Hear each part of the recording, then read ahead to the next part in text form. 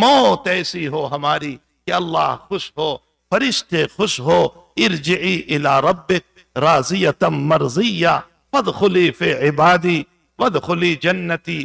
میرے بھائیو، یہ چند دن تھکانے کے دن ہے، اس میں تھکاؤ اپنے آپ کو، تراویح میں تھکاؤ، تلاوت میں تھکاؤ، روزوں میں تھکاؤ، اللہ کی یادوں میں تھکاؤ۔ یہ تھکانے کے دن ہے، تھکاوٹ ختم ہو جائے گی، اجر باقی رہ جائے۔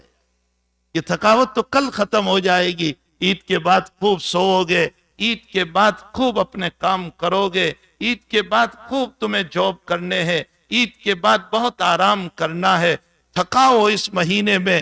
کل گزشتہ رمضان میں ہم تھکے تھے، وہ تھکاوٹ ختم ہو گئی، وہ تھکاوٹ بھول گئے، اور اجر اللہ کے وہاں باقی ہے۔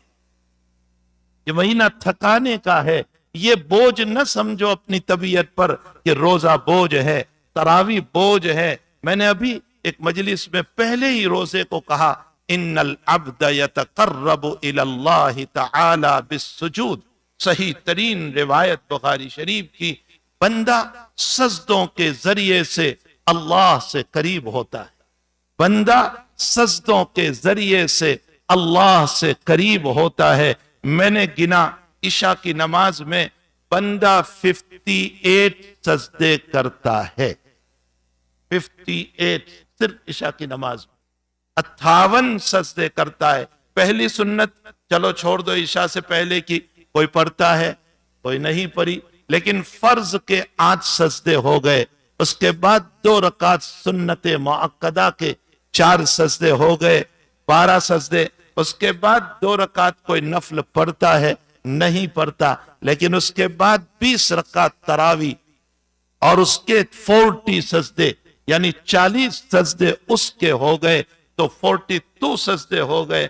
اس کے بعد پھر وہ کھڑا ہوتا ہے وتر کے لیے، اس کے سجدے کرتا چلا جاتا ہے، ٹوٹل 58 سجدہ وتر کے ختم ہونے تک کرتا ہے۔ ہر سجدے میں اس کو تقرب ہو رہا ہے اللہ کا۔ جب وتر پوری ہوتی ہے تو ہم اللہ سے کتنے قریب ہو جاتے ہیں۔ اس لیے وتر پڑھ کے بھاگو مت، تراویح پڑھ کے بھاگو مت، 2 منٹ ٹھہر جاؤ، 5 منٹ ٹھہر جاؤ، قریب ہو چکے ہیں، مانگ لو اپنے رب سے، جو مانگو گے اللہ عطا کرے۔